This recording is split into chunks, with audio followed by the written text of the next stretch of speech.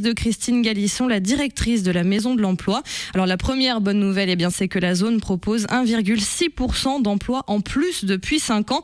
Cela dit, de grandes disparités subsistent selon les secteurs. Si la situation de Châteaubriand, par exemple, reste stable, c'est la zone intercommunale du Bignon à Herbray qui fait un peu figure de poumon économique. 324 salariés comptabilisés fin 2013, soit une progression de près de 20%. Cette zone d'activité est ainsi passée de 5 entreprises au moment de sa création en 2002 à 19 aujourd'hui. On y apprend aussi que Nozay est de plus en plus attractive.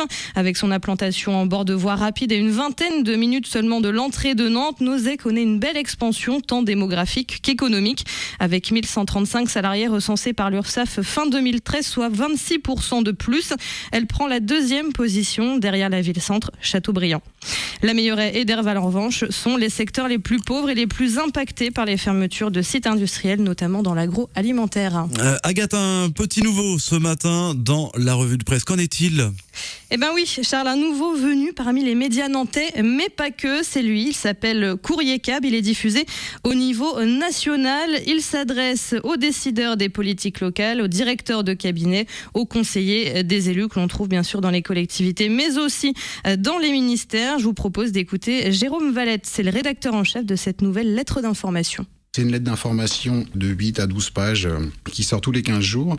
Et qui a pour objectif de décrypter les politiques publiques, les stratégies en cours du gouvernement ou de certaines régions, d'apporter de l'information sous forme de veille, à la veille parlementaire, veille juridique, et d'essayer de dégager les grandes tendances sur des évolutions institutionnelles en cours, comme notamment la réforme territoriale dont on parle beaucoup. Est-ce que c'est du journalisme au sens classique du terme, j'allais dire, ou bien est-ce que ça se rapproche un peu de ce qu'on appelle maintenant le journalisme institutionnel, c'est-à-dire presque de la communication finalement ? Non, ça reste du journalisme. On n'est pas au garde à vous des élus ou des politiques publiques. C'est ce qu'on appelle de la presse professionnelle parce qu'on s'adresse à des professionnels de manière assez ciblée. Que ce n'est pas de la presse qui est vendue en kiosque. Elle est vendue uniquement sur abonnement, mais je vous rassure, ça reste du journalisme et ça ne nous empêche pas de révéler des choses que peut-être par ailleurs certains pouvoirs ou certains élus n'ont pas envie de voir divulguer. Quelques exemples éventuellement de sujets qui sont traités. Alors le gros du sujet, vous imaginez qu'en ce moment c'est la réforme territoriale qui agite un petit peu toute la sphère publique, tous les types de collectivités, même si elles ne sont pas forcément impactées toutes directement. Et donc on essaie de décrypter tout ça. Par ailleurs, il y a une activité parlementaire qui est assez intense. Alors on a beaucoup parlé, puisque c'est encore 2 saisons, du budget de l'État aujourd'hui, de la réforme de la présence de l'État sur le territoire. Ce sont ces gros sujets qui nous accaparent. Par ailleurs, on parle beaucoup de finances publiques. On donne aussi des clés aux collaborateurs d'élus sur ces problèmes de budget. Et comme on a un prisme un peu orienté vers les collaborateurs d'élus et de cabinets, on parle aussi beaucoup de leur métier. C'est vrai qu'on a tendance à se dire, les DIRCAB, les institutionnels, ce sont les décideurs, ce sont ceux qui a priori possèdent l'information la plupart du temps avant le reste du monde. Qu'est-ce qu'une lettre d'information comme celle-ci finalement va leur apporter par rapport à des journaux classiques, j'allais dire? La première plus-value, c'est sa forme de synthèse qui permet de retenir l'essentiel justement des politiques en cours ou des informations qui vont les intéresser. Par ailleurs, les gens sont effectivement bien informés, mais peut-être même surinformés. Et au quotidien, un directeur de collectivité, un directeur de cabinet d'une commune, par exemple, il est très informé sur les affaires de sa commune, mais pas forcément au-delà. Mais c'est plus un lien entre les politiques locales et la politique nationale. Oui, si vous voulez. C'est-à-dire que concrètement, on va pas s'adresser directement aux citoyens en disant voilà le problème. Ce qui n'empêche pas d'observer, de faire nous de la veille dans la presse quotidienne régionale, la presse hebdomadaire, pour voir ce qui se passe et à partir de là, avoir un angle d'attaque et de discussion avec soit des décideurs au niveau national, ça peut être des parlementaires. Courrier Cab est distribué donc uniquement sur abonnement à raison de 500 € par an. Ce sont les premiers sur ce créneau.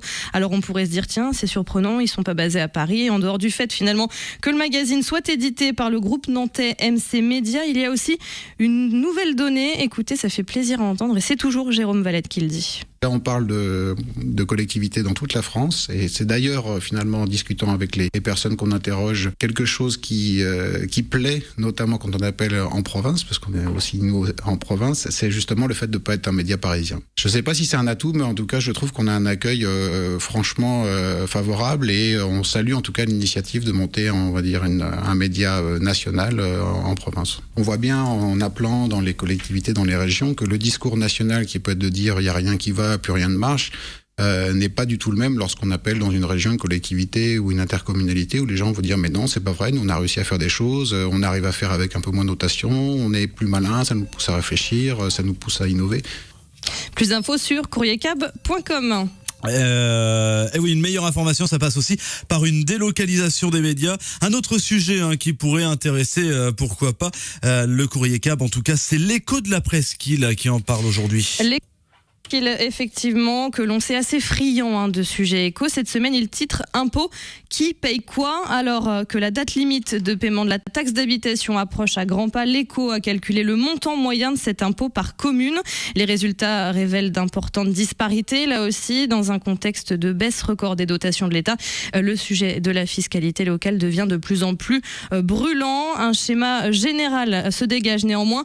Plus on s'éloigne des côtes, moins les impôts sont élevés, avec des différences pouvant aller du simple au double entre Dreyféac et Guenrouet d'un côté, Saint-Nazaire ou La Baule de l'autre. Explication principale, les valeurs locatives, base de calcul de ces taxes. Alors évidemment, à chaque règle son exception. Pour ce qui est de la taxe d'habitation, c'est Savenay qui remporte la palme, 978 €.